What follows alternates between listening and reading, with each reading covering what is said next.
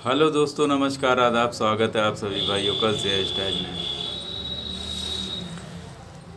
दोस्तों, बहुत सारी कमेंट्स रहती है और बहुत ही अच्छा लगता है कि आप लोग जब कमेंट्स करते हैं तो पता चलता है कि हमारे कितने सीनियर भाई भी इस चैनल पे सब्सक्राइब किए हुए हैं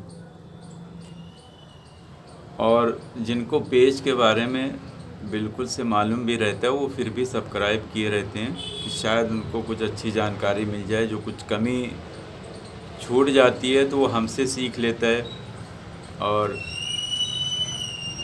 कमेंट्स में करके हमें भी बताता है। वो इंसान जो बहुत अच्छा प्लेयर होता है या बहुत अच्छा इंसान होता है जिसे नॉलेज है, तो बहुत अच्छा लगता है। और जैसे कि आप लोगों को बताया, जो एक प्लेयर है वो आज भी है, जब भी लड़ाता है तो वो बहुत अच्छी पतंग लड़ाता है और ये नहीं कि वो कम पे ही खींच देता है, लेकिन जब भी लड़ाता है यानी उनकी टीम से जब भी लड़ती है तो वो लड़का 5-6 यानी 6 पतंग तो काट ही देता है, 6 पतंग काट देता है। इसका मतलब है कि उसकी खींच और उसका अंदाज़ मेन चीज़ होता है पतंग में, खींच और अंदाज़। और वो करीब 18 साल का होगा, वो लड़का 18-19 साल का है। वो आता है हमारे पास, हमने देखा एकदम जवान है, एकदम यंग है। और जो जवान होते हैं, देखें जब हम पतंग यूं करके खींचते हैं तो हमारा जो है, एक तो ये हम लोगों का हाथ जो है वो खींचते खींचते थक जाता है, ठीक है। और एक सांस जो होती है, खींचता है तो बहुत ज़्यादा पावर लगती, पूरा सीने से पूरे यानी पूरे समय दिमाग, सीना, हाथ सब कुछ उसमें लगता है। तो इसमें पावर की ज़रूरत होती है, यानी कि ताकत की ज़रूरत होती है। क्योंकि पतंग जो हम लोग खींचते हैं और अगर कोई हमारे पीछे खड़ा हुआ है, खींचते समय अगर ये सब चीज़ उसके लग जाएगी तो समझ लो वो गिर पड़ेगा, इतनी यानी पावर से आदमी खींचता है। तो मेन चीज़ हमारा कहने का मकसद यही है कि पतंग जो है लड़ाने के लिए खींच का होना बहुत ज़रूरी है, अंदाज़ का बहुत ज़रूरी है। और अंदाज़ कैसे आप लगाएंगे, लड़ाते ही समय वो लगाया जाता है अंदाज़। क्योंकि कभी छत ऐसे करके नीचे हो जाती है, कभी ऊपर हो जाती है, कभी चिराव ज़्यादा हो जाता है। तो करीब जो होती है, करीब छत होती है तो डोरी यानी वो होती है, यानी कैसे कैंची जिसको कहते हैं, वो कैंची पड़ जाती है। यानी कैंची जो है, कैंची में क्या होता है, डोरी एकदम करीब आती है, आप भी खींचें वो भी मारे हुआ है, पेच जल्दी से नहीं आती है कि जैसे अगर हम मार देंगे तो वो काट लेगा या कट जाएगा। तो जो कैंची पड़ती है तो उसमें डोर जो है आप नीचे से खींचेंगे तो वो जल्दी से नहीं कटती है, वो बहुत टाइम लगता है। और अक्सर करके क्या होता है कि जब एकदम ऐसे मान लिए इधर से गए, ऐसे खींचा, यानी मान लिए खींच रहे हैं, खींचते खींचते खींचते यानी काफ़ी, या अगर हम ऊपर की तरफ खींच रहे, दोनों ही आदमी मार के ऐसे खींचा और ये भी नीचे ऊपर से मार के और नीचे से वो खींच रहे, खींचते खींचते एकदम यानी कि बहुत देर में जाके पतंग कटती है, एकदम फ़ौरन नहीं कटती। जो छत करीब होती है वो, और जो छत दूर होती है यानी एक लिमिट होती है, लिमिट से दूर होती है, तो वो जो है बहुत जल्दी पेच आ जाती है, यानी बहुत जल्दी से पेच आ जाती है और उसमें बहुत जल्दी काट और कट होती है। तो उसमें बहुत सतर्क रहना चाहिए और कम वाली में भी सतर्क रहना चाहिए। कम वाली में भी जो है वो डोर बहुत देर में यानी पेच तो पड़ी रहती, कट नहीं जाता, वो भी खींच रहा, हम भी खींचते हैं, वो खींचते खींचते खींचते डोरी एकदम हमारे घर के करीब आ जाती है, फिर जाके काट और कट होती है। जो कैंची पेच पड़ती है वो करीब होने की वजह से, और जो जल्दी कटती है वो चिराव बहुत ज़्यादा होने की वजह से। और जो मीडियम पतंग लड़ती है तो वो फिर जाके ऐसे एकदम यूं लड़ती है बराबर की पेच, यानी उसमें एकदम पावर की जगह पे लड़ाई होती है, यानी जहाँ पे हमारी पावर होती है वहाँ पे से काट और कट होती है। बाकी आपके ऊपर, आप चाहे हत्था घुस जाएं, आप चाहे कन्ने पे उसके ऐसे रख दें यहाँ पास, तो ये आपके ऊपर है। लेकिन लड़ती जो है वो मीडियम वाली से है। एक चिराव वाली में जल्दी डोरी आ जाती है और कम वाली में देर आती है, और जो मीडियम होती है तो उसमें बहुत बराबर की पेच लड़ती है, बहुत अच्छी लड़ती है। तो हमेशा कोशिश किया करिए कि मीडियम जगह से लड़ाइए। और जितना मैदानों में आप कभी अगर गए होंगे, अगर नहीं गए हैं जो भाई, हम उनसे यही कहेंगे जब भी कभी टूर्नामेंट वगैरह हो तो जाके देखा करिए, थोड़ा उससे सीख मिलती है कि क्या क्या होता है वहाँ पे और कैसे लड़ती है पतंग, उससे सीख होती है। बहुत सारे लड़के हैं जो हमारे 18 साल के, 16, 17, 14 साल के इस तरह के होते हैं, वो घर से ही लड़ाते हैं। लेकिन अगर कभी शौकिया अगर यानी देखने की तरह जाएं वहाँ पे तो उनको बहुत अच्छा लगेगा, देख के उनको खुशी होगी कि हाँ यहाँ से किस तरह की पतंग लड़ती है। अगर उनको शौक़ है, और जिनको शौक़ नहीं है तो कोई बात ही नहीं, वो छत पे थोड़ा उड़ाते हैं, उड़ाने के बाद में अपने काम वगैरह में लग जाते हैं, पढ़ाई में लग जाते हैं। तो ये भी अच्छी बात है, ये हर आदमी के शौक़ की बात है। और यही सब बातें जो है आदमी को चाहिए कि याद करके रखे कि पतंग कैसे है और कहाँ पे से लड़ाना है, तो जब ही पतंग सही लड़ पाती है। और हमने जैसे कि बताया था कि एक भाई ने जो बहुत अच्छी कमेंट्स की थी कि अगर कोई आदमी इस तरह से लड़ाता है जो हत्था घुस के आता है तो पौना उड़ा के, उन्होंने बताया कि पौना उड़ा के उसके ऊपर रखिए, रखने के बाद फिर दोबारा जैसे ही वो ऐसे आए दोबारा रख के और उसको जो है ज़ोर का झटका मारे एक ही जगह खड़े होके, तो वो कट जाएगी। भाई का कहना बिल्कुल सही है, अगर अपोजिट पार्टी अगर होशियार नहीं है तब तो कट जाएगी, लेकिन अपोजिट पार्टी बहुत ही मजबूत है। ये सारे हथकंडे हम लोगों ने सब अपना के देख लिए।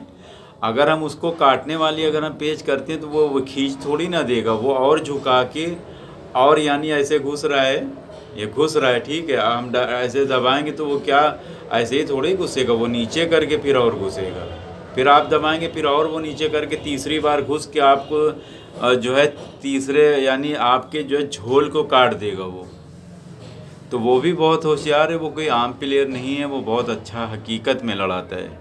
क्योंकि वो उसकी आज हम करीब 15 दिन से पतंग देखते हैं, जब आपस में तय करते हैं तो उनको हम देखते हैं तो वो लड़का जो है सबसे ज़्यादा वही काटता है, ज़्यादा पतंग वही काटता है। किसी से 6 काट देगा, किसी से 5 काट देगा, कभी 7 काट देगा। और 2 बार तो अभी करीब जो है 4 दिन पहले उसने 6 पतंग काट दी और 5 पतंग भी काट दी थी।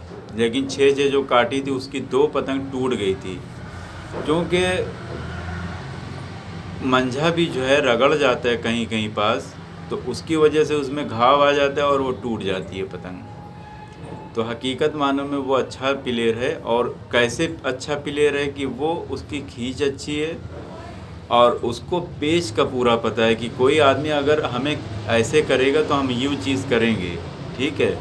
और वो नहीं कि वो चोरी से लड़ाता है, जो रूल होता है वो रूल फॉलो करके लड़ाता है। यानी हमने ये पतंग जो है एक आदमी यहाँ से लड़ाना शुरू कर दिया, वो गलत है। लेकिन वो आया बराबर, पतंग को बराबर कर लिया, अब ऊपर नीचे हो गए। अब ये आपके ऊपर है कि आप उसका कन्ना काट दिए, ये उसके ऊपर है कि आपको वो यहाँ से काट दे। ये एक रूल होता है, चाहे जहाँ से यानी पेज सही होने के बाद में चाहे भी जहाँ से वो काट दे, इसमें कोई ऑब्जेक्शन नहीं होता है। लेकिन बहुत से लोग जो है ऑब्जेक्शन करते, वो गलत होता है। वो कहीं से भी काट देगा, ये उसका राइट बनता है। लेकिन सतर्क जो रहता है इंसान, वो जैसे कि भाई लोगों ने कहा, इसकी एक ही पेज है काट, उसके कन्ने पास ही रख के उसको दबाया जाए, तभी उसी से ही कटेगा। बाकी उस आदमी को अगर हम चाहें कि उसके हत्थे तरफ जाके सर पोटेंगे तो नहीं काट पाता। ये सब चीज़ें सारे हथकंडे देखें, सिर्फ एक ही पेज से उसने वो कट गया था कि वो जैसे ही ऐसे करके अंदर चले वहीं पे दबा दो, यानी उसको इतना मौका ही ना दो कि वो नीचे, हम जब मान लिए कि वो ऐसे करके चला और हम जो है पतंग अपनी उधर चल गए, वो और तेज़ी से अंदर चल देता है। ये नहीं कि अगर हम उधर चले हैं तो वो भागेगा इधर, नहीं, वो और ऐसे घुस जाता है। और जो है आदमी जब कटने लगता है तो बौखलाहट में उल्टा सीधा मार देता है, इधर मार दिया, यूं ही मार दिया। तो जब वो सीधा कोई मारता है तो उसके पास उसकी भी तोड़ है, वो सीधा खींच के थपक मार देता है, चली गई नीचे, पता ही नहीं चलता है कि कहाँ गई। अंदर की तरफ आप रुक देते हैं तब भी वो खींच के थपक मार देता है, यानी उसको पेज का पूरा पता है, A to Z पेज उसको मालूम है।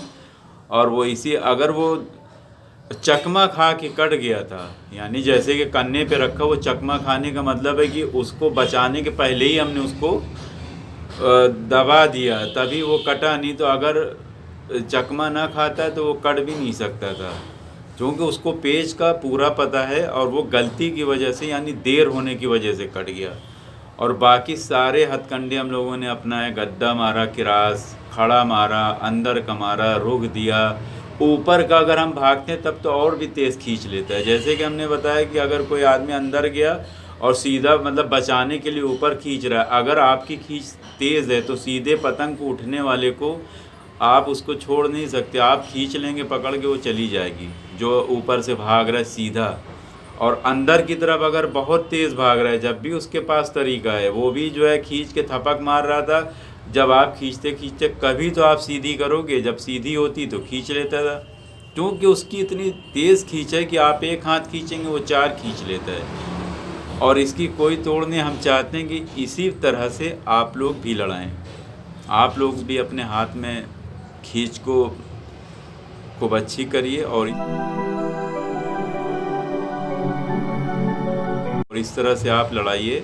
और बाकी पेच जितनी भी हमने समझाई, पेच यही रहेगी, लेकिन खींच आपके हाथ में मजबूत होना चाहिए। मान लिया कि वो अंदर घुसता है, अगर हम उससे पहले ही उसके ऊपर रखे हुए हैं या जितनी तेज़ वो दौड़ उतनी उससे ज़्यादा तेज़ हमारी दौड़ है, तो वो खुद घबराएगा कि यार हम एक हाथ खींचते हैं वो 4 खींच देता है, तो वो उसके कन्ने पे ही सीधा आएगी। वो बौखलाहट में उल्टा सीधा खींच के खुद ही कट जाएगा। बौखलाहट में ही आदमी कटता है, नहीं तो कौन आदमी चाहता है कि हम जो है पेच को कटें। तो यही बस कहना था आज के वीडियो में। और आप लोगों से एक और रिक्वेस्ट है कि आप लोग कहाँ कहाँ की पतंग लड़ाते हैं।